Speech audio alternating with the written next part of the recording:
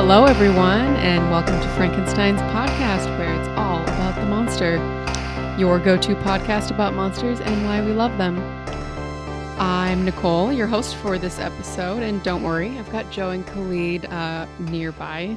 Well, not both of them are nearby me, but they're here with me. I'm nearby physically. Joe is nearby physically, but Khalid is not. I'm nearby in spirit. Hi, Joe. But today's episode is a special one. If anyone else has been counting, this marks Frankenstein's podcast's 50th episode. Woohoo! Yeah! 5-0. Cheers.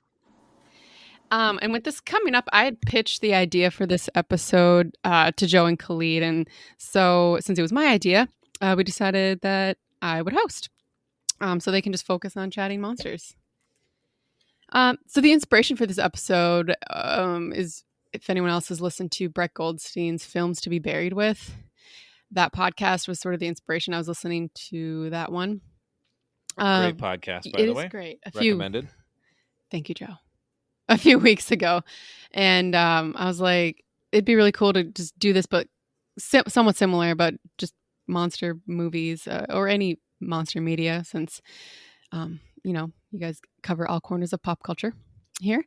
So if anyone isn't familiar with that, though, in that podcast, we're not going to do the whole spiel where I pretend that you've died. We're not going to do that. But the point of the podcast is just Brett asks his guests just about important films in their life, or, they just talk about film in general and their just how it's kind of shaped their life and personality. And anyway, it's a really cool concept and really enjoyable, like Joe said. So check that out if you haven't. And otherwise, you'll get kind of maybe a small taste today. I don't know. I think, yes. So we've got both of our regular hosts here, Joe and Khalid. And also with us today is a fellow returning guest of the podcast, horror buff, screenwriter, producer, curator of West Coast Strange, and loyal Frankenstein, Joel H Brewster. Welcome, Joel. Hello, welcome. Thank you so much. I don't know why I said welcome, but thank you so much. I'm so happy to be here.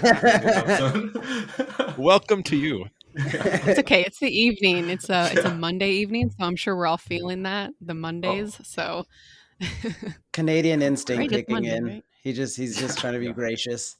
Is it Monday in Canada? It still is somehow. It's Monday a week from now somehow. Joel, the toilet's flush backwards there, right? Yeah, and they're on the roof for some reason. Just your toilet. The rest of Canada's fine.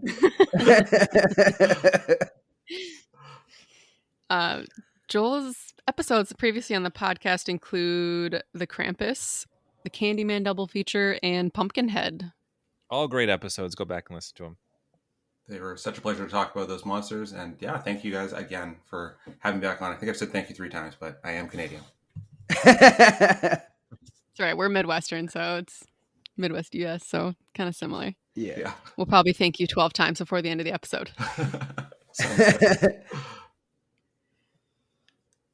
All right. So, unless anyone else has something else to say, Khalid, you got any SodaStream updates for us? Oh yes, the domesticization of Khalid. Domesticizations? I'm not sure if I said the word. It's not a word. I made it up. Domesticizations. Okay, Well, nope. Fluid naming conventions aside, the SodaStream is great. Speaking of fluid, Khalid. Oh God! All right, Had to throw one in there. Did you get? Okay, is it out of your system? No. Yeah, no, it's great. I've been really busy with work the last week, so I haven't had a chance to use it. Just been getting spin drifts at the old office, but I did have an awesome friend of mine staying with us for the week, and I immediately showed him how to use the SodaStream with a smile on my face. Nice. So that's my SodaStream update for those of you who are eagerly awaiting every couple weeks for that. We get lots of emails about SodaStream updates. Yeah, we don't, but I'm going to say we do.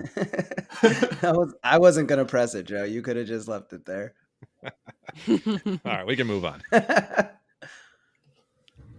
does anybody? Who wants to go first? Yeah, You're the host. I'll go, Nikki. Okay. Gosh. I guess I'm the main one. Yeah, she may be the host, Joe, but I don't think she signed up for combative guests. Yeah. All right, Khalid's first, then fine. Well, I can deal with you later anyway. Oh, so, well, okay. Both Joe and Khalid are going to answer the questions. We're putting you in the hot seat, the questions that you ask all your guests, because I realize neither of you have answered these questions yourself. So, off the bat, Khalid, what's your favorite monster in any corner of pop culture? Favorite monster, and this probably won't be that big a surprise because I gushed about it when we talked about it on the pod, but I gotta go with the ink black eyeless teeth dogs from Attack the Block. I don't know. It's just, well, I do know. It's because I grew up without pets. So for the first like 13, maybe like 15 years of my life, I was just terrified of dogs because like I'd never had to interact with them in my community. And then like I started hanging out with white friends and they had dogs, and like it was just like a marathon of people just being like, don't worry, he's just being loud, he won't bite you, he won't. And I'm just like, he's baring his teeth at me. So that's why that's why I am saying Attack the Block, because that movie understands that dogs are scary and it's okay to be scared of them, and if anything, you should be. Everyone who acted like they weren't scared got eaten up. So that's my vote. Attack the Block, dogs. Excellent.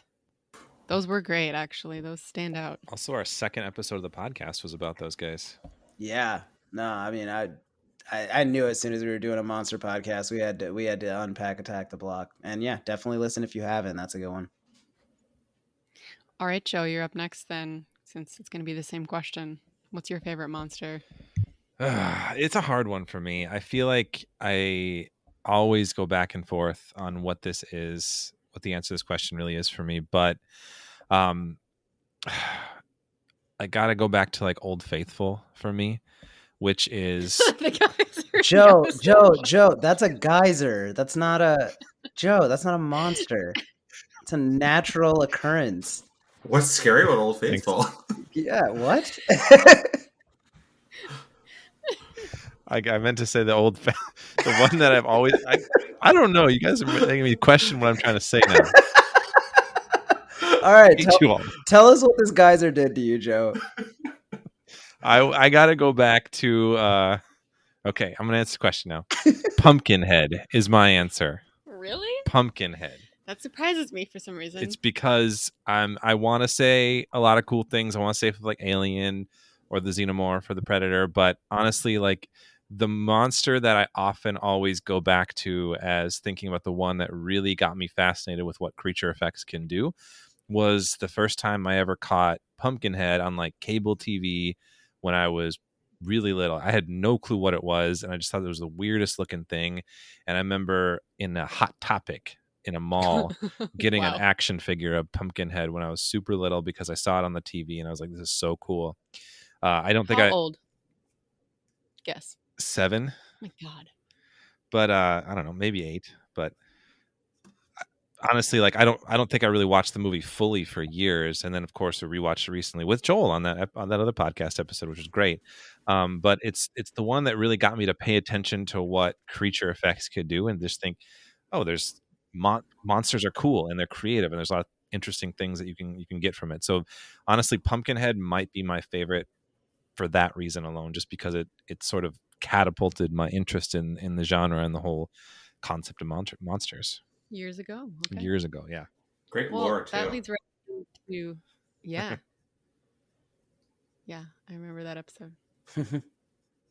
That leads into your question, Joel. I'd say for you, I guess, what was the first monster or monster film that you remember? First monster film I remember, and I've been talking about this movie a lot lately, is Arachnophobia. Is the first monster film I remember. And I'm going to say it's a monster film because the spider at the end is obviously a fictitious spider, and it's technically a monster because that thing can never exist. But yeah, that was the first monster film, and I'd say it's the most important horror film. I really thought about this lately, that it's the most important horror film in my life because it got me into both horror and my love of spiders because I own 2 tarantulas. So Mm-mm. yeah, I think that's like the movie that set me off. And it's funny too because my older cousins are absolutely terrified of spiders because of that movie that my dad let me watch when we were too young. But yeah, great movie. Opposite effect. Yeah, absolutely. They have like seriously bad arachnophobia, and I watched the movie recently again too, and it lasts test time. It's really good. I literally just sent a picture to Joe the other day of a spider I found in our garage, and I was like, I'm pretty sure this is a poisonous spider. And it's big, and I was not happy about it. Was it? Okay, yeah, the picture you can't tell because it's just there's no like reference point because it's just on the wall of the garage, but it was larger than I would like spiders to be. I don't like spiders at all, actually. So we probably couldn't get tarantulas here. Mm-mm. That's fair. Joel, what does your wife think about tarantulas? She doesn't mind them at all. I'm not allowed scorpions or centipedes, but tarantulas are fine. So she got me my first tarantula. Yeah, I wanted a centipede as pet, but she got me my first tarantula on my birthday years ago. But that one passed away. But it just died as a spider. It's not a R.I.P. Are centipedes like dangerous? I'm sorry. This is just a personal question. Have I just been like underestimating? What? Oh yeah, centipedes are. With the little legs? They have the 100 little legs? You might be thinking of millipedes. Millipede? That's not 100. Is what? Centipede. Centipedes are the ones that look like millipedes, but they've got like they look spicy at both ends, like poisonous things at one end, and then like biting mouth on the other end. So shivered involuntarily. Yeah, they are. I think they're the scariest looking creature on the planet, personally. But yeah. Okay, I'll table this. I'm gonna Google centipedes later. You're putting a lot out there right now, and I just don't know how to take it. I will definitely. There's some centipedes out there that can get really big, like really big as like an arm, like a human arm. Oh yeah, right? Centipedes. Some are huge. Oh yeah, some are huge. Joel, okay, is this like okay? Again, like I'm only kind of kidding here. Is this like a specifically Canadian type of centipede, like how Australia? Like how Australia has like prehistoric versions of our animals? No, I think it's like I think that this centipede like the pet that we wouldn't get here. I would have to get it from it would come from somewhere else. We don't get centipedes that are in any way dangerous here. But okay, yeah, so it's not like just like everywhere. It's like a place. Okay, just text me the place later. Cool. Will do. I'll just cross it off the map. It doesn't exist as far as I'm concerned.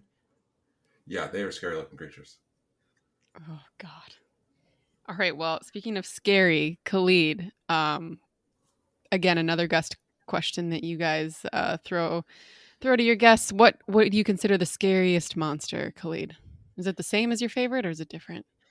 It's different in that like I picked the dog because it's my favorite in that like the way they execute it, and it's so cool how they use shadow and stuff like that to really add to the mystique. And the first time you realize it's not eyes, it's teeth, like that's all just like such cool effects and stuff like that. And it's plenty scary on top of it all. They do that well. But for me, I guess the scariest monster would have to be the Predator.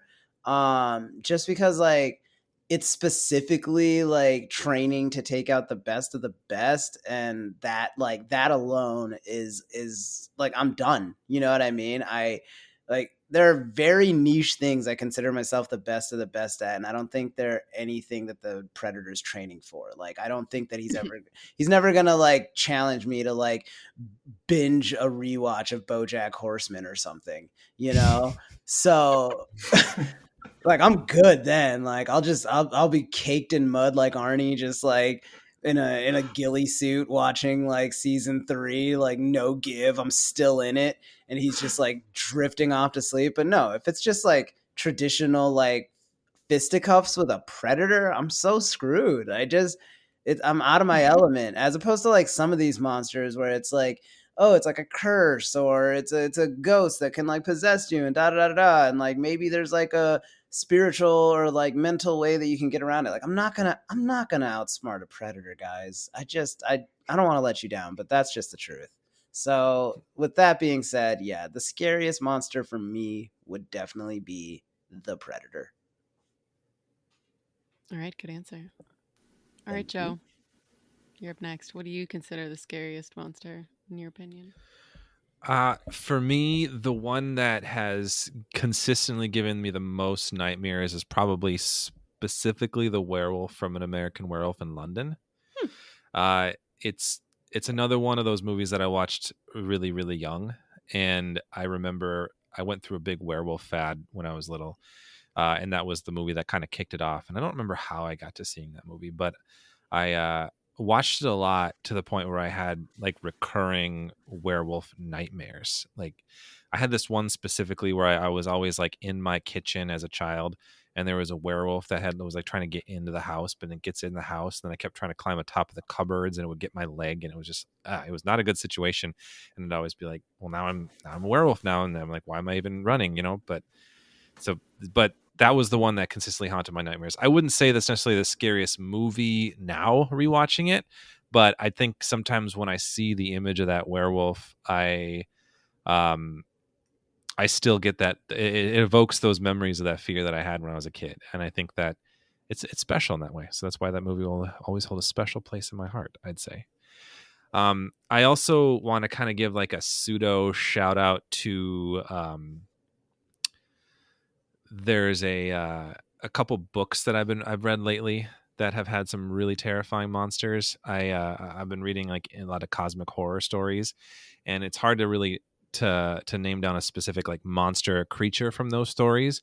But I read like some books from like T. Kingfisher, Laird Barron, John Langman are a couple authors that I read lately who dabble in like cosmic horror, and just that kind of existential dread laced with like creatures that are just slightly off and off-putting have been like kind of currently the ones that have really scared me lately. So any sort of thing with a cosmic horror bend is something that will always get me now, I would say. So werewolves and cosmic horror. Werewolves more when you were a kid. Yes, but I still remember it. Yeah, the feeling's still there. So like a cosmic werewolf, what does that do for you? I don't know. Where Like my mind that, went right away. I think I think I'm out. I tap out. I know I would still read or watch it because I'm curious, but it would probably give me a few new nightmares. All right, good to know. Keeping that in the back pocket. Oh, me too. Yeah, there hasn't I heard been one. Cosmic I'd Werewolf. watch one. I'm like, I want Yeah, you like low-key pitch something sick there by I think mentioning those two next to each other. Yeah, we gotta throw that in the void. I don't know if we want to throw that in the void. Maybe we need to keep that one for us. Yeah, Frankenstein's podcast is getting into the feature film business, fools. Oh yeah.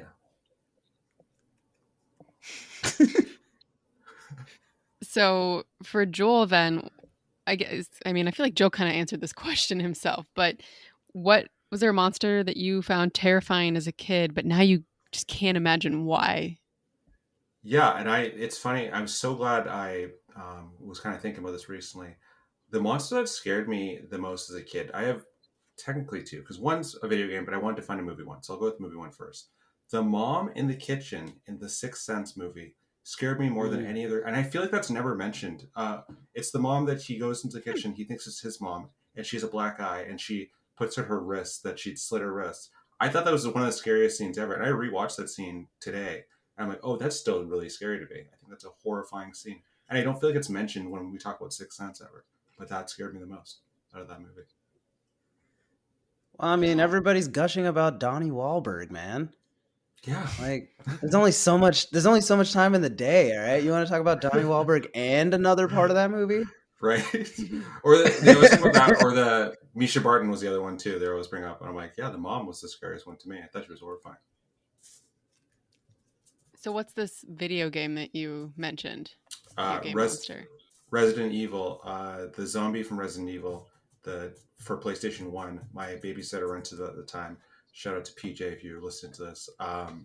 It is one of the first things that remember really scaring me as a child. And I'd say that and arachnophobia are the two things that made me love horror, though. I remember hiding behind the couch when she was playing the video game because I couldn't play it. I was so scared. Yeah. Wow. Shout out to PJ. Yeah, she follows West Coast Strange too. It makes me so happy. Oh yeah, nice. I mean, yeah, it sounds like they put you on a path that got you here. Yeah, she's the absolute best for that. So, yeah. Yes, this is the content I was hoping for. The chats and like what made these like monster aficionados we have here. I love it. I have How about one you, more Nick? Joel, small what? one.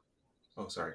Yeah, keep going. Go ahead, Joel. I was going to just follow up and ask, like, what part of Resident Evil scared you the most? Was it just general the whole vibe, or was it specifically the zombies, the zombie dogs, the liquor, anything like that specifically? I think it was the first zombie reveal in that game, and I remember the zombie turning around, and it was a bald, white-headed zombie, and I remember that being really scary to me as a kid. It was specifically that really scared me. And I have another really ridiculous one, by the way, that you'll have to put in your show notes because I found the commercial. There was a 1980s commercial from England of a licorice all sorts commercial.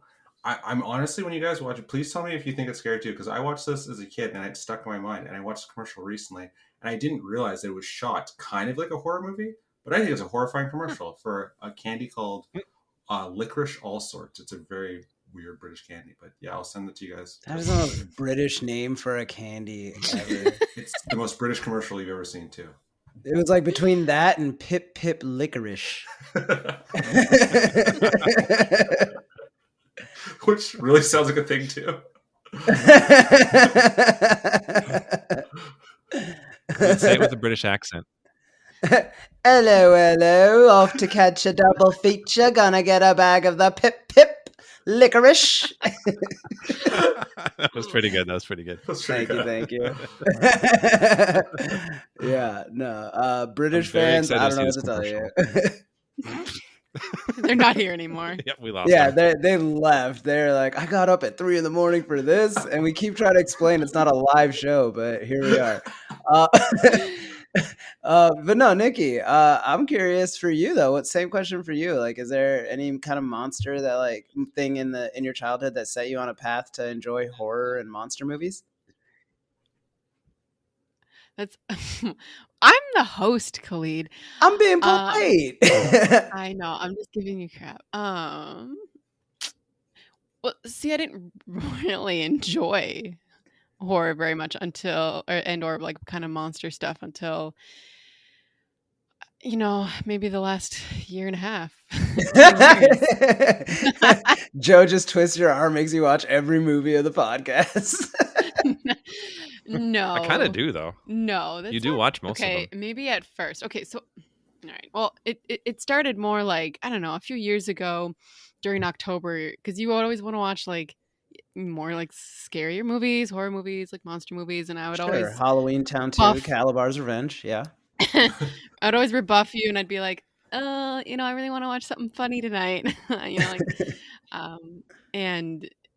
you'd always be like, okay. But so then October would roll around and you'd be like, okay, can we just do like 1 month where all of the movies we watch, are in the horror genre or like scary movies, monster movies. And I started to warm up to that and be like, okay, sure. And then you started this podcast and, so then it's like almost like every week or every other week you're watching something for the podcast. And so just could start poking my little nose in, and then like suddenly I'm like watching the entire film. I'm like, I'm just going to watch like 5 minutes. And then like I finish the films with you and, and then you asked me to guest. And then, so yeah, also a previous guest for anyone who's listening for the first time. Yeah, your first guesting was on the Jennifer's Body episode, which I believe is episode 6. I could be wrong. I double checked that, but that's an all-time really in my opinion. Yeah, that and Pumpkinhead are actually like just like really great episodes in our roster. Mm-hmm. So, Men in Black's my yeah. I guess I Men in Black. Yeah, Joel.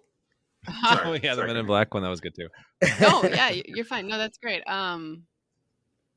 Yeah, I mean, I did. It's not like I never watched anything. Like I, watched creature features, and there's creatures and like monsters everywhere. I think that kind of your podcast sort of proves that, though. It's like monsters don't belong only in the horror genre. But anyway, well, maybe I'll just do this now. Then I was going to save this to the end, Nikki, but I wanted to ask you of the movies that we have been watching together for the podcast, what movie kind of like tipped the tides into making you a fan, and you're like, okay, I'm into this, I'm going to keep coming back each week and watching these with you? Like, is there a movie that you kind of was like, all right, yeah, I like this now? Ooh. I feel like I'd have to go back through like your episode list. It was a pretty gradual thing, though. I feel like, and I guess I would say, inviting me on, to talk about, and I think you included pitched like Jennifer's Body as the one to like have me on for the first time as a guest, and so, I feel like that kind of started being the turning the tide for me, and also, I think just. I don't know. Yeah, I guess I don't typically like to, for like me, like, I think I always thought of horror as like, not, I guess as what I'm trying to say, purposely making myself scared or like anxious. And like, I guess, and that's why I always thought of it. But I feel like, especially on the podcast now, and, the more we talk about movies after we watch them, and a lot of the deeper themes that can go into monster films, and that paired with recognizing more and more as I do watch more of these with you, the design that goes into various creatures and monsters, and that stuff, kind of the behind the scenes building a creature or a monster, and then sort of like the allegory that monsters often serve in film and other media, and I feel like recognizing all of those aspects really turned the tide for me. So I wouldn't say like one specific movie, but it's just been this gradual effect over time. Maybe a slight wearing down effect, yes, but I guess it worked. For all the movies. A monster fan by sheer fatigue. I love it. When you put it that way.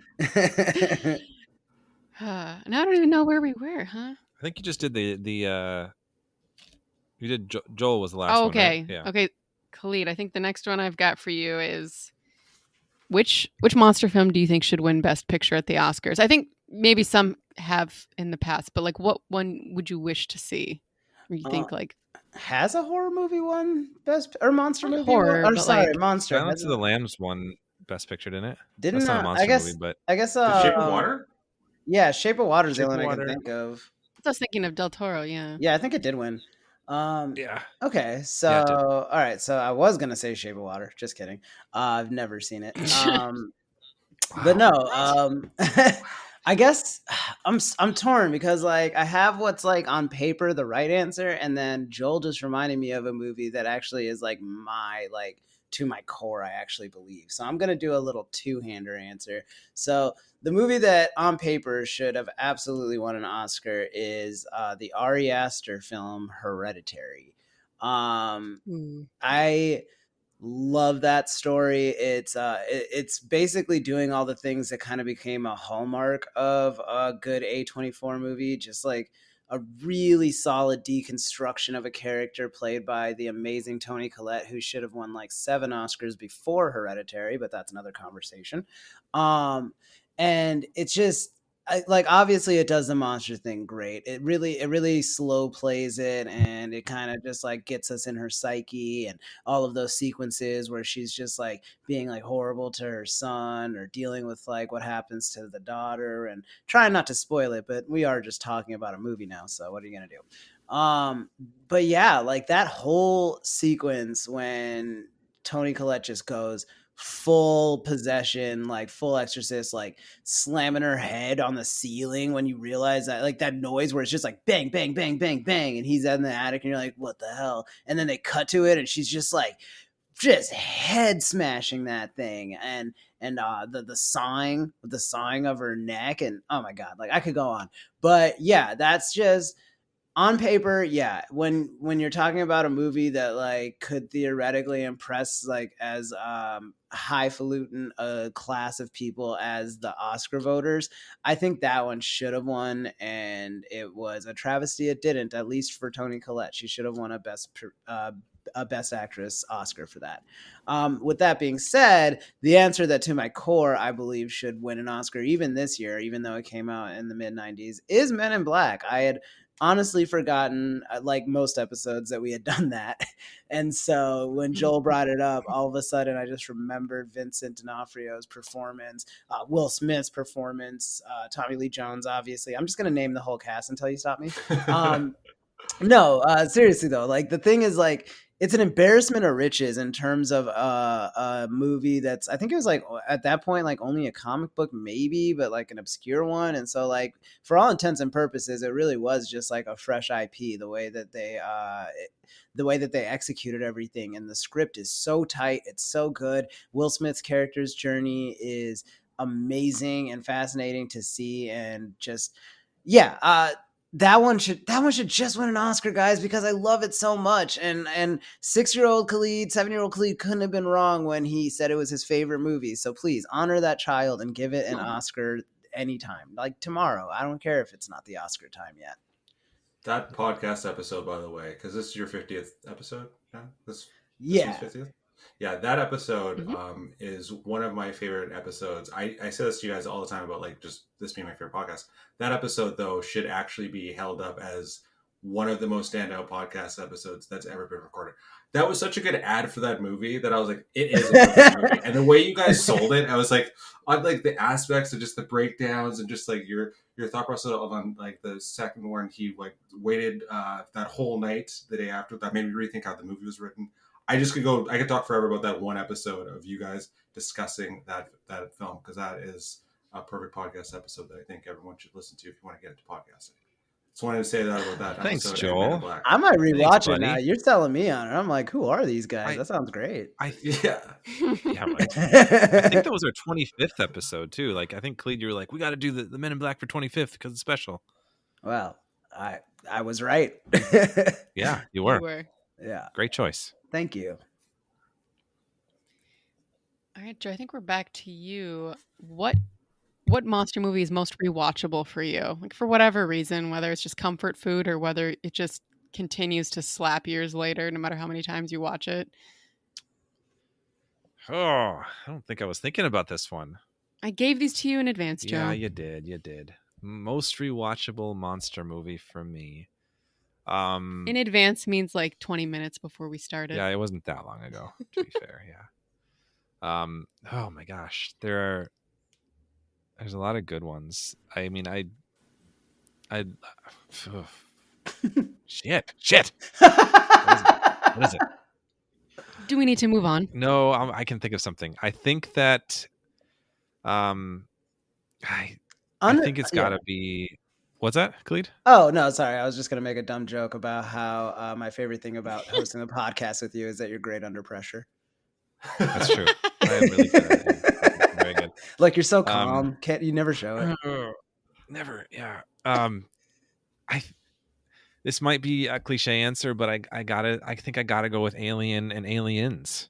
The double of them. Like, I think of monster movies, those are probably the ones I've rewatched the most. And I think those, I mean, I'm putting two answers here, but they're both part of the same franchise. The two are so like uniquely different from each other and so distinctly like interesting. They bring something so different to like that whole universe. And I don't know, I continue to like want to read up on the lore of that universe, like still be like, what, implications. I just read this interesting article about like the implications of other creatures that exist in the Alien universe that are not in the movies but are implied by extended universe. So I don't know, like the sequels haven't really been as good, but I will still rewatch a lot of like Alien 3. I think has a lot of value. I think Resurrection 2 is a little bit, but even the newer ones, I'll still rewatch those. But I think those first two ones, like I've rewatched several times just for fun, and I really want to do them for the podcast, but I keep wanting to save it for something special too. So it's got to be those for me. Okay. I still have not seen it, and it has made Eric so angry because anytime I'm like hanging out and we can watch a movie, he's like, dude, let's watch Aliens so you can watch Aliens too or whatever. And I'm just like, nah, I don't know. I don't think it's for me. I don't really like monster movies. Wait, Khalid hasn't seen Alien? No, this has been a point that's been brought up a few times, I think, but yeah, he is not, and I think he's saving it, so he's really fresh when they finally I'm do also it. just Right? borderline trolling Alien fans because I have, and this is not a joke, seen I think the Prometheus trilogy, whatever you call that. Two of them. Two of them, Wow. yeah, the duology. Yeah. Yeah, I've seen those, and like I know all about like milky Michael Fassbender, but Sigourney who? I don't know. Oh, no. But I'll probably, I mean, in all honesty, I'm probably waiting to do it for the podcast. But I've also seriously been toying with the idea of like pretending I watched it and just like trying to see how far into the podcast I get. God, that'd be miserable. For you, maybe, but those are my favorite kind Yeah. of jokes. Oh man. Okay, so next one's for Joel.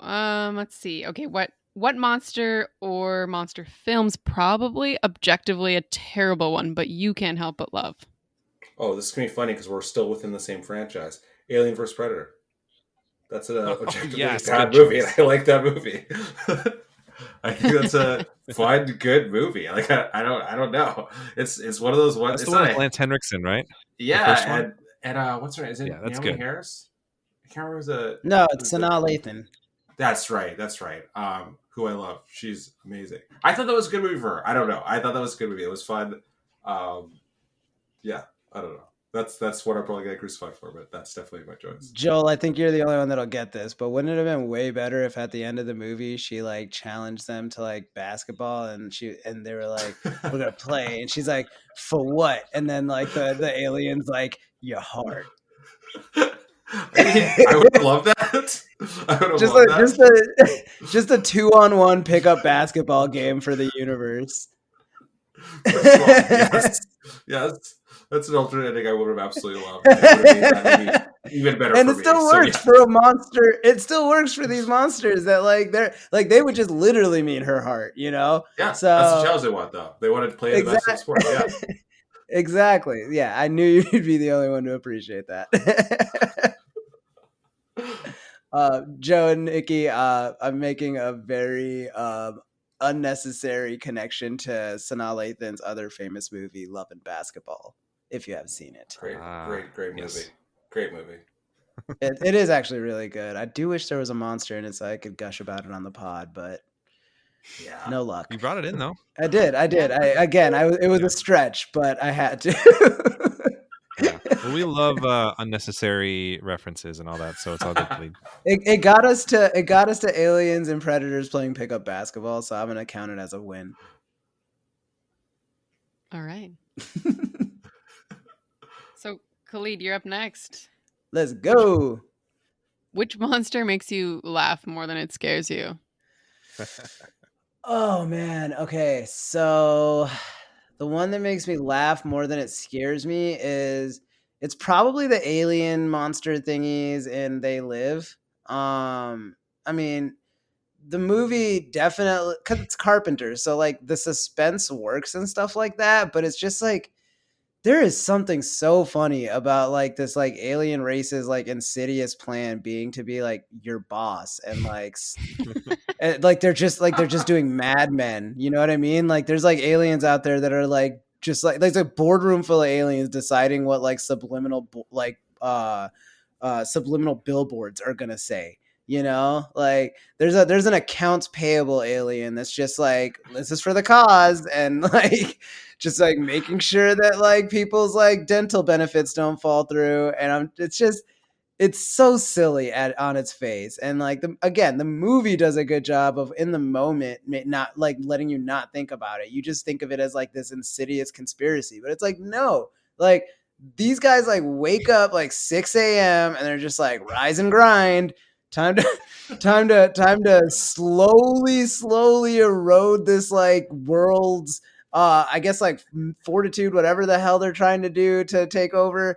And it's just, yeah, man, that's so silly. That's so silly. But it's got to be that They Live monsters.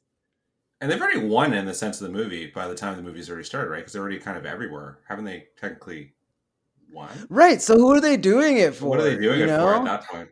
Just keeping control?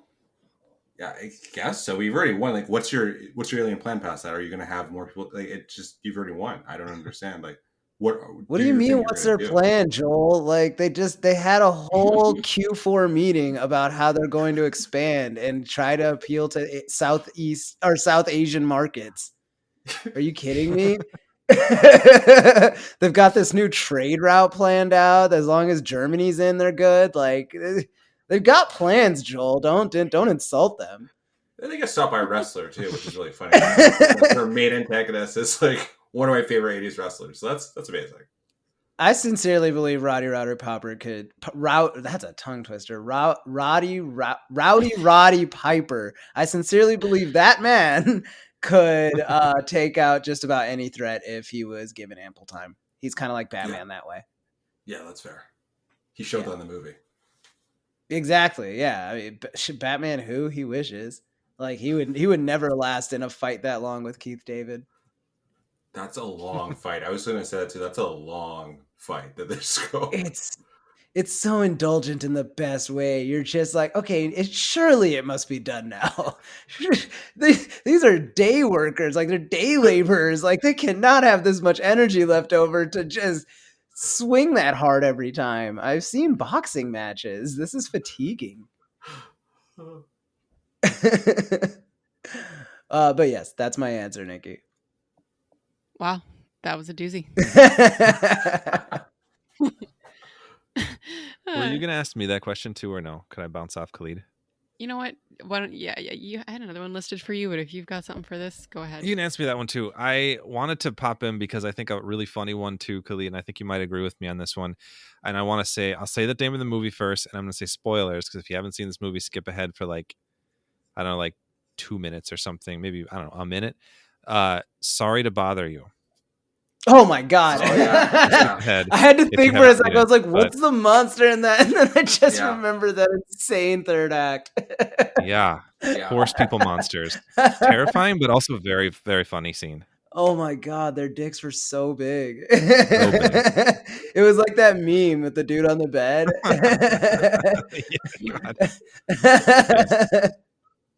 Sorry for derailing the order, Nikki. What's the next question? I do want to do an honorable mention real quick. Honorable mention, and we might do it on the pod, so I won't go too far into it, but the monster from Malignant, and I always want to say Maleficent and have to like really like think about it.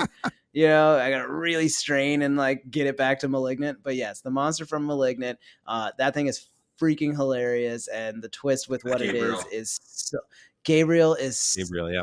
Everything about it, and it's like it's funny but still like insane in terms of like how it unfolds.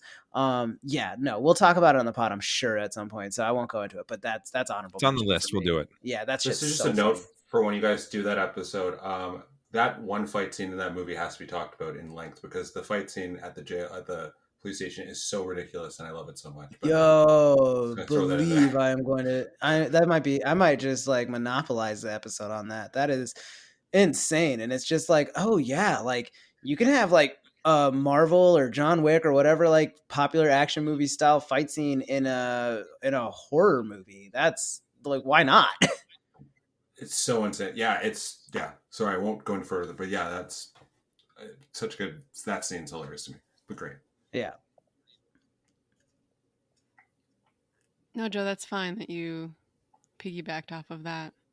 I think you kind of already answered the question I had written down for you anyway. So what was it?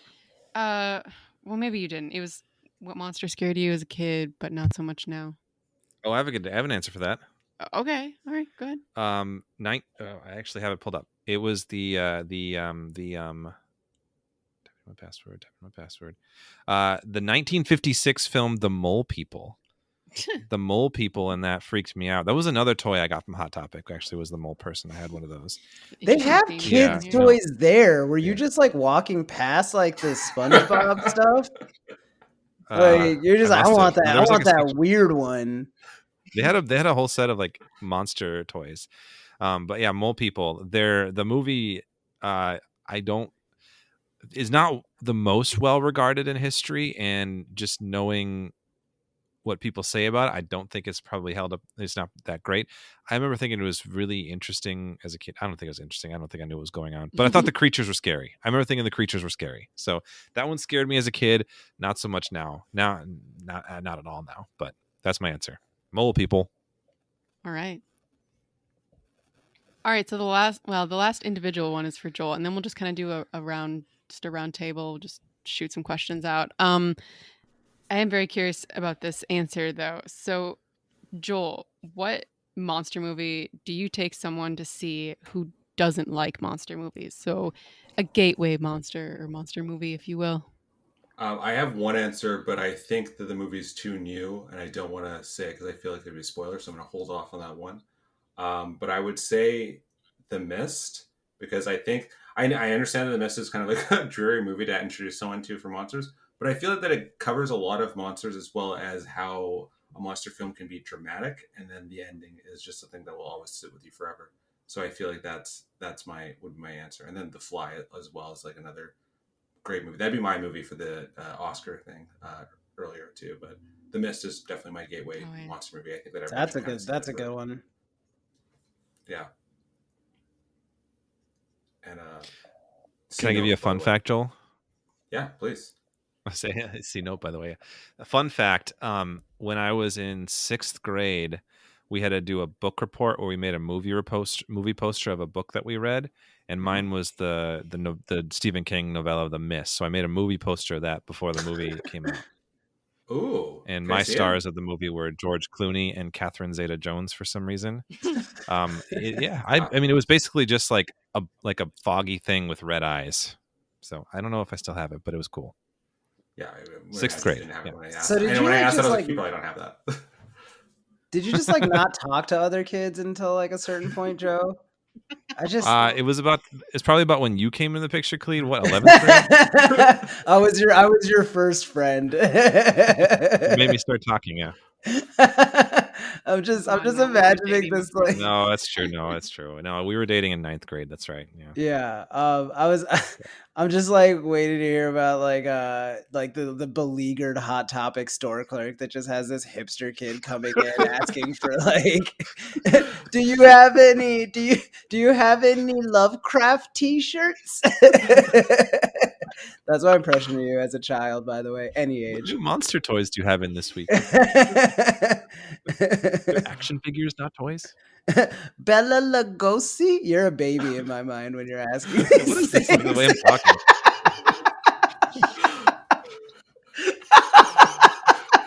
Goo goo gaga.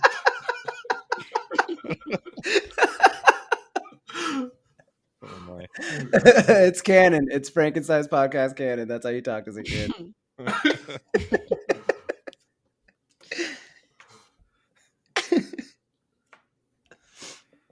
All right, Khalid. What's up? Joe. Now that we're laughing so much, I don't even know if which one did you want me to ask first? That one? Yeah. Joe's dying to know. Joe's dying? What month?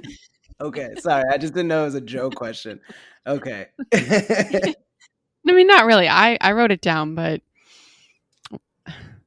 what monster? I can't do it. You say it. Oh, God. Khalid, what monster makes you the horniest? Oh, my God.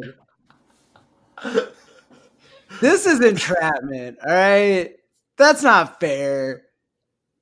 Okay, for the record, that's a creepy question. So I could like either do like a jokey thing where I'm just like, oh, flubber, like, or I like say like, I basically just say like what yeah, okay, fine. Let's go with flubber, so I don't just like sit here and like say that an actress is attractive, because I feel like that's the only other route with it. I don't like. Are you saying like what full-on monster, like the effects and everything, like do it for me? Is that the question? Uh-huh. I feel like the monster from Species.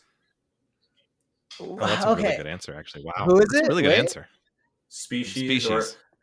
Or I've never seen that. Mermaid from the Lighthouse. Why am I just giving these answers now? You guys are like, what is this? What is he just sitting around thinking? Khalid, are you on a computer? I am on a computer. Type in Google the monster from The Unnameable. That should be it for you. The Unnameable. Okay, well, does that count if I've never seen the movie? No, but just look at the picture and you'll know what I'm saying. I'm gonna be mad at you, aren't I? No. Oh, gross. That's gross. I don't. Well, actually, that was one of my other questions too. For any of you, like, what monster do you think is like physically grosses you out, like physically like sick? E.T. the extraterrestrial. Still beefing. I swear to God, Joe, I would kick that thing across the football field. I would. no hesitation. Okay, It doesn't I even look like a. He doesn't even look like a dog. I would get a medal What? for it, Joe. You're the only one that's like shocked at that. We're beefing still. Still beefing, guys. Hate to break it to you. Still. Episode 50 Yeah. is full of contention. This is the Franken feud. Grossest. Slither stuff. The Slither movie is gross. Oh, the James It Gunn Follows Ghost. That's the one that makes me the horniest. How about that? I found a way to do it and not be creepy. It's As the which person? what? No, but like, well, because like it makes me the horniest in that like I would have to be horny to even interact with it. You know what I mean? I'm finding a legal loophole that doesn't make me a creep here, Joel. Yeah, I was gonna say generous Bobby. Then I was like, wait, no, that's wrong too, because No, yeah, I'm not. Just like, yeah, that's the other thing. Yeah, so many like monster movies and stuff about like teenage kids in a cabin or some bullshit. That's probably not right. Yeah, unless I just go with like the like hand monsters from Arrival or something. Actually, yeah, that's my pick. Hand monsters from That's a good Arrival. one. Yeah, they speak in time, guys. What do you think they do for sex? I don't know. What do you think they do? Buddy, that's between me and the hand monsters.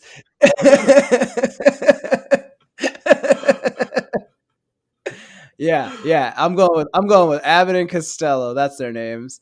That's my answer, Nikki. I had to think about it, but I got it, and I'm proud of it. I'm proud of you too, Khalid. Thank you, Nikki. I know you mean it.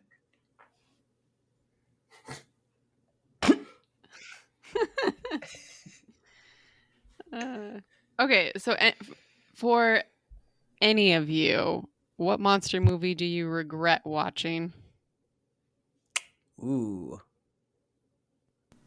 Regret watching. That's a good one. I regret none. Although, Khalid, I bet I know which one you are thinking of.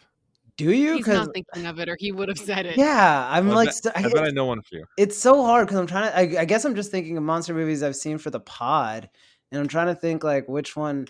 Oh, wait, which one was the one that we saw recently that I like finally was just like, this movie sucks? Like, this is the one I'm thinking of. Khalid. What is it? Can you remind me? Because like I think, yeah, now I agree. Like that's probably the one I would go with. It's the classic Bruce Willis film Breach. Yeah, man, fuck that movie. That was dumb as hell. Yeah, that's it. Fuck that movie. That's a great podcast episode, but yeah, I mean, I guess in-depth Breach discussion you'll get. As it should be, honestly. Like, but that's like time we'll never get back. Like, we watched the movie and then wasted time discussing it.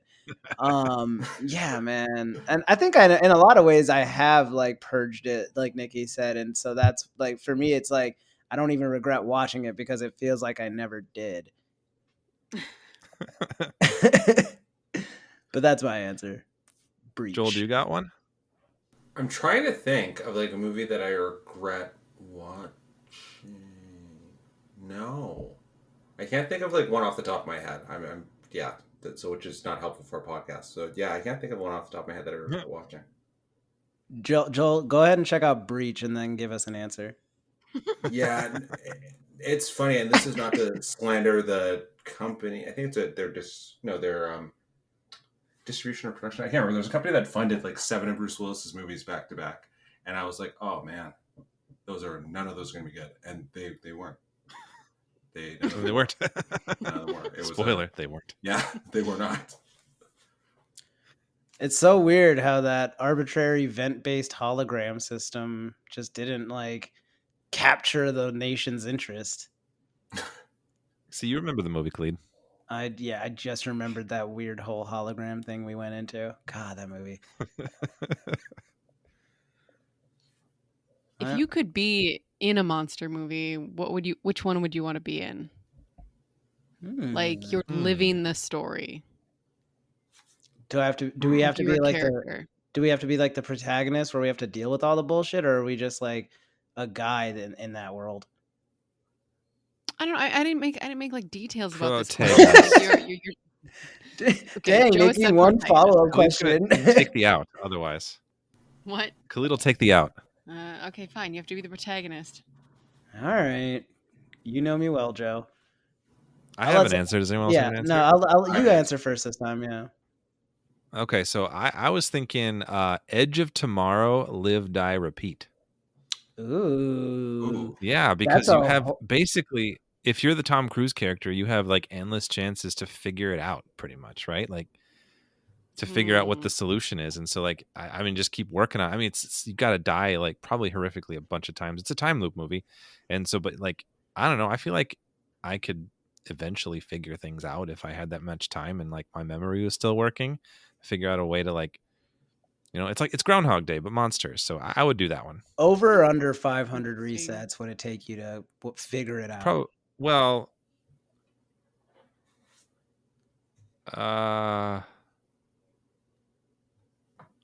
under. I want to say under, but probably over. That's just, I don't want to, and again, like, this is your answer, like, it's not wrong, but like that world just, Thanks, Khalid. that world is just that's awful. Like, even as like, okay, you couldn't live in that world without the reset ability, but it's also just like you are getting horribly slaughtered all the time for it. Like, that just sounds terrible. And you got to hear the same shit every day. You get to be, I mean, you get to perfect your day though, and you get to be a hero in the end. So that's cool. It's also the philosophical question: is each version you, or is it just a different version of you that comes through? So maybe you died the first time, and then another version of you that has the memories goes on to the next one. Is the whole argument. Well, I guess if I'm in the movie, I could maybe answer that question. I mean, philosophically, you have to ask if like you are your body or your memories. It's that ship of Theseus thing that got Twitter abuzz. Ooh. Yeah. I feel like we just went off a cliff here. Thank you so much. Yeah. Joel, what is? Or, sorry, Nikki, you're the host. Why am I doing this? Go for it. Go for what? Oh, I assumed you were going to ask Joel the same question. I just have a bunch of random questions. Joel, here. do you have an answer for this if one? Which one you'd want to live in? Yeah, Possession, 1981. I think that movie is so batshit that it'd be funny to live in that world. That's so insane and nothing makes sense. Have you guys seen Possession? No. Which one? Possession, 1981.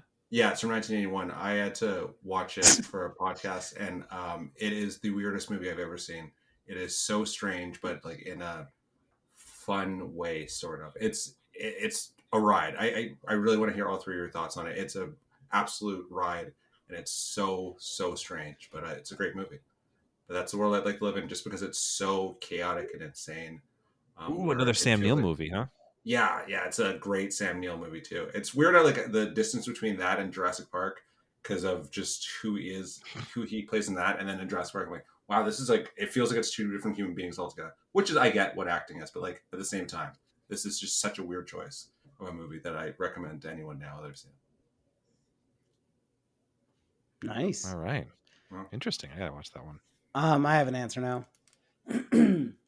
I would be in the world set in The Faculty. That movie. Yeah. This is a deep cut for us, but I remember it fondly as a kid, and when we talked about it on the podcast, it still held up. But like, that is a really like cool cast of folks. Like, and that school is so sick. Like, I'm almost fine with like being like murdered by a possessed teacher for it. Like, Usher is our quarterback. Like, what? So yeah, that's got to be my answer, because like, those parties are hitting. Like, even if you're a loser, you're still probably like a rung or two above Elijah Wood. So like, what kind of power levels are we dealing with here? So yeah, it's got to be that. And like, as far as like, if I have to be a protagonist in that world and deal with the bullshit, like, they weren't that hard to fight. Like, their only advantage is they were dealing with like Gen X teenagers that were like too self-involved to like realize that their teachers were possessing people until it was too late. So I'd like to think even teenage Khalid had a little more self-awareness than some of these folks. Although again, I would be distracted by Usher being our quarterback. That would take me out of at least a little. They'd get by me for a day or two, because I'd just be going around like, guys, our quarterback is like really charismatic and handsome, right? Like, it's like weird. Like, he should just go like, why isn't he like acting or something? This is insane. I would get hung up on it in a way that would probably annoy most people, is what I'm saying. But yeah, it's definitely the faculty. I would go to school with those kids. All right. I think I've got one last question for you guys tonight. What monster do you wish was real? Joe just made a face. Like I slapped him or something. Like, whoa. That's a hard one. That's a definitely hard one. Oof.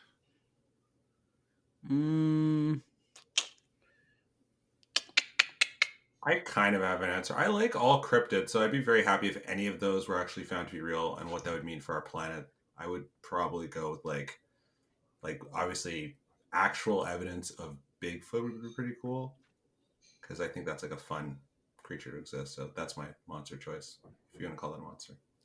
That's a good answer, Joel, because if it were real this whole time, then it's probably not awful, because it's not like actively killing everybody right now, you know? Yeah. So it's probably just doing its thing. So that's actually a really great answer. And it would give us some solace. After Bigfoot, though, what's that? I was going to say, it'd give some solace to a lot of people's lives that have always just spent their whole life like searching for that monster too, which would be like, great. Give some validity to the in search of crowd. Yeah. What's your second top cryptid then, if you had to go second choice? Ooh, well, shout out to my hometown Thetis Lake monster, but then after that, the Mothman would be my third choice. Oh yes, I was hoping you'd say Mothman. Yeah, Mothman's a great choice. Yeah, I love cryptids though. So okay, now I can't steal yours, but those are all really good. Like my Mothman prophecies. Mm-hmm. It's a cryptid, yeah. The one that I fell asleep watching when we were like teenagers. We're gonna rewatch it, yeah. Okay, I got my answer, and it may shock some of you. Try me. I wish that E.T. was real. Oh, because that would mean his planet is real. With E.T. That would no. You asked the question, Nikki.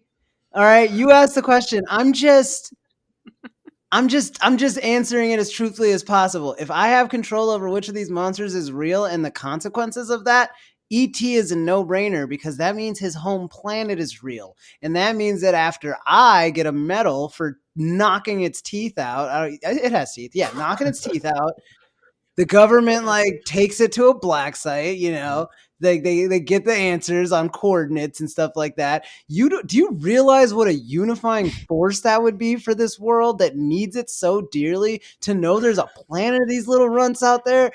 Science alone would like work like double time to come up with technology that would safely get our strongest like most aggressive humans in the sky into space, and we would go to their planet as like one, you know, like people would like go to Canada and be like, you're my brother, you know, like Joel, do you like see like I know on like a 1-to-1 we're fine because like it's just people, but like as a nation, how important that would be for us. It might turn global warming around.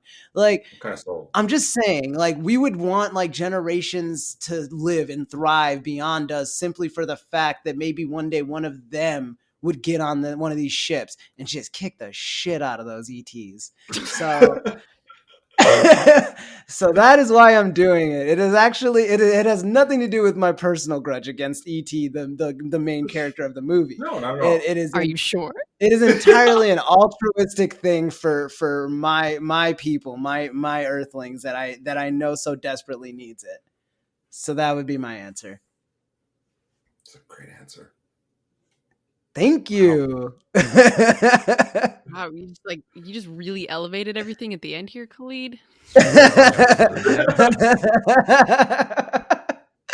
Oh man. Are you gonna come up with one, Joe? I have one. Okay. I had one in my mind, but now I like second guessing myself. Cool thing. I knew I had to go before Joe. I knew this would throw him. My answer that I've been thinking of was Hellboy. Oh. I want Hellboy to be real. I guess the implication is that a whole bunch of other monsters are real because of Hellboy, but I'd feel pretty safe knowing that Hellboy is out there protecting us. Yeah, he seems like a good guy. But that would imply all the other like monsters that he fights. Hellboy, yeah. Hellboy's Or are great. you imagining a world where he just doesn't have much to do because there's no monsters? Well, yeah, it'd be nice if if there's not many monsters and he's just kind of like there just in case there are monsters. I think it'd be really funny to just see like Fox News just like losing their shit at Hellboy, you know? Like Yeah, I think the implications on like the news would be really interesting and a lot of fun. So yeah. that's my his answer. social media would be Hellboy. amazing. Also, then what Abe Sapien too Mm-hmm. in those movies? The Doug Jones fish guy, the first Doug Jones fish guy. The first Doug Jones fish guy. He's great too. He is. Both of the Doug Jones fish guys. I wish they were real. Just say you're a fish guy. You know what's the best part is that Doug Jones is real. Yeah, Yeah. that's true. That is the next best thing. Is he? I swear to God, I thought our parents just made him up to scare us as kids, keep us in line. Aw. You better eat your vegetables. Doug Jones is a coming. I mean, I just throw my vegetables on the floor then. Bring him on. What? That's all it takes. I told Joe, if you guys have time, we're at an hour and like 5 minutes, but if we want to do What the Fandom to wrap up tonight's episode, we can. Joe and I have time if the two of you want to. Yeah, I'm down. You gotta say it the way that I do it. Oh, come on, Nikki, that's part of the job. Or maybe this is the first time Klee gets the opportunity to finally say it that way. No, I'm not even hosting. Yeah, what? All right. Okay, fine. Okay. So, I'm guessing. Okay, so Joe, you probably have something, right? Okay, so we'll just start with you, Joe. What the Fandom with you? Nice. Thank you, Nikki. What the Fandom with me? I wanted to give a shout out to a little film that I recommended to Khalid a few days ago too, called Corrective Measures, which is a Tubi original. Tubi, Tubi, not to be the two words put together, but it's a streaming service that's free, so download it. Anyway, Corrective Measures is an interesting little movie. It's a collaboration between the company Arcana, which is like they publish comics, and Todd Masters VFX company. And Todd Masters is a VFX artist we've actually talked about on the pod before. And so they made an arrangement to adapt the Arcana comics into films. And the first one of which is this movie, Corrective Measures, which is about a world where superpowers just suddenly became a thing. And it's kind of like 20 years down the line and like society's dealing with it. And they have just recently, Michael Rooker runs a prison that they just put like super powered individuals in if they're like criminals, basically supervillains. So it's a prison for supervillains. And it's just kind of a prison centered plot, but with superpowers thrown in there. And it's pretty cool. The makeup is really well done. So the visual effects are fun. So it's a really fun movie to see. It is, circling back to what we said before, a Bruce Willis joint, which gave me a little pause just knowing the type of movies he's been in lately. But he's actually really good in it. And there's a couple other recognizable actors in it as well, but it's a low budget movie. The poster looks pretty silly, but it's one of those movies that I feel like uses its low budget to a really good extent, and it feels like kind of like a scrappy sort of low budget film, not one of those ones where it's like, oh, we just churned this one out. It feels like there was a lot of like effort and love that went into it. It's not perfect by any means, but I really enjoyed it, and it's free on a free streaming service, so why not give it a shot, support something low budget indie like that, and some cool makeup and prosthetics. So that's mine. Corrective Measures on Tubi. Nice. Yeah, thank you. How about Khalid? What the Fandom with you? Joe, you're not the host. Quit trying to elbow her out. She hit me like I didn't hit you. I tapped you. Yeah, she was like, "You say who's next now." That was what she did. She was like, likely the story. Elbow, like, you go. It's like popcorn reading, Khalid. Come on. All right, fair enough. Okay, well, thank you, Joe and Nikki. My What the Fandom this week, I think, keeping in spirit with the how special this episode is in terms of being our 50th and kind of a commemorative thing and a hat tip to everything we've been able to accomplish so far, which I'm very proud of.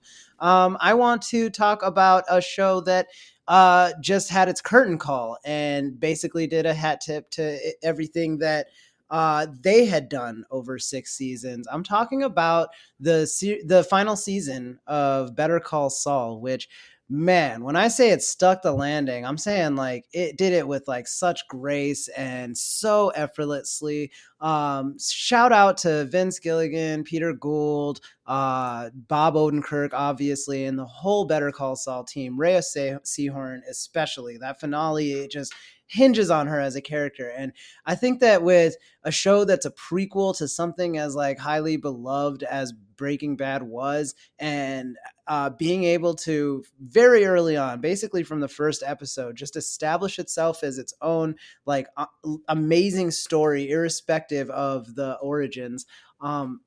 It does it well. It does it all so great, and there's just like such a powerful poetry to how they bring Saul's character to a close. If you like Better or Breaking Bad, and you were maybe waiting for the entire series to come out so that you could binge it, like it's a bingeable show. It's a week to week show. It's satisfying. The writing is there, the performances are there, and I'm like a week later, like I just like Joe was texting me about corrective measures. I was texting him about the Better Call Saul finale, and it is just, man, it's still on my mind. It was so well done. I can't wait to pick it back up again years from now and just remember all the little things I loved about it that made it just its own special thing. So yeah, congratulations on 6 amazing seasons, and that, like, go watch it if you haven't. You will love it. It's amazing. It's just a perfect example of like what good, solid, consistent TV writing looks like. Amazing. All right. Thanks for that, Khalid. Thank you. Yeah. Okay, are we doing popcorn still? Yes, you're up, Khalid. Wow, Nikki, I don't know how you're doing. You're elbowing me now. Joel, what the fandom with you? Yeah. I was thinking a lot of like different things here of like what to do. I recently just saw Paper Girls, which I recommend. But there's one thing I wanted to promote, and I saw this a while ago, but I want to get it out there that everyone should see this. It's a short film by Ariel Hansen, who's a director from Vancouver, who I'm friends with, and it's called Nepenthes. It's on YouTube, so I can send it to you guys. It is a short horror film that is absolutely like one of the coolest short horror films from a couple of years ago. But it's such a quick watch, but at the same time, they tell so much of it, and you'll think of the lore of it right after you watch it. I don't want to spoil it, so I'm not going to give too much away, but Ariel Hansen is, like I said, a friend of mine, a Vancouver filmmaker who is one of the best filmmakers I've had the pleasure of working with, but also one of the best like eyes to the genre. And this short horror film is absolutely wonderful. She's gone on to make other films. Yeah, this one just really sticks out to me as a monster movie that I think you guys would just like as a short. And hopefully if more people see it, they can make a feature. But yeah, Nepenthes by Ariel Hansen. Nice. Awesome. Thanks for sharing. Joel, you want to kick it to Nicole? Yeah, Nicole, what the fandom with you? Daniela? You did. You killed it. He did. I think you guys all highlighted I guess Better Call Saul I think is pretty popular also. Not highlighting anything like super tiny, but Joe and I just finished the first season of Severance, and it's just I keep like nudging him like in the middle of not the middle of the night, but as we're like falling asleep, and I'm like, dude, like this question I have from Severance, like what did this mean? What is this about? So like days later, we're still talking about it. So if you haven't checked out Severance, where is it? Hulu? Apple TV It's Plus. Apple. Yeah. Oops. Sorry, Apple.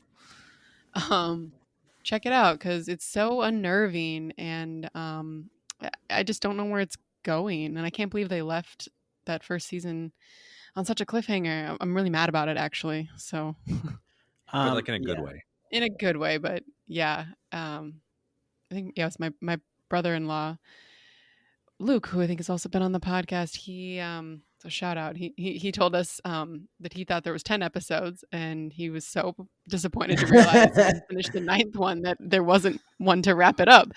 So I kind of knew that it was coming, which is maybe a good thing because I think we would have been like scrambling, like wondering what the hell was going on. I'm still wondering what the hell is going on. So anyway, it's effectively creepy and engaging, and yeah, actually, Adam Scott is like weirdly, it's so weird to see him in that role. again, like I said, unnerving, and how he plays like the two different marks, but like they're, it's like the same person but different identities. It's just so weird. Yeah. Go ahead, Khalid. Oh no, that's really good. Yeah. I mean, philosophically, that show just like really warps your mind of like who's the you that's you and all that. So that's awesome. I was just gonna say that I think you reminded me by bringing up Severance, which is a great show. I second her recommendation, but I think I want to change my scariest monster to Milicek actually. Oh my god. Yes. Yeah, that guy terrifies me, and if you told me they made him in a lab, I'd believe it.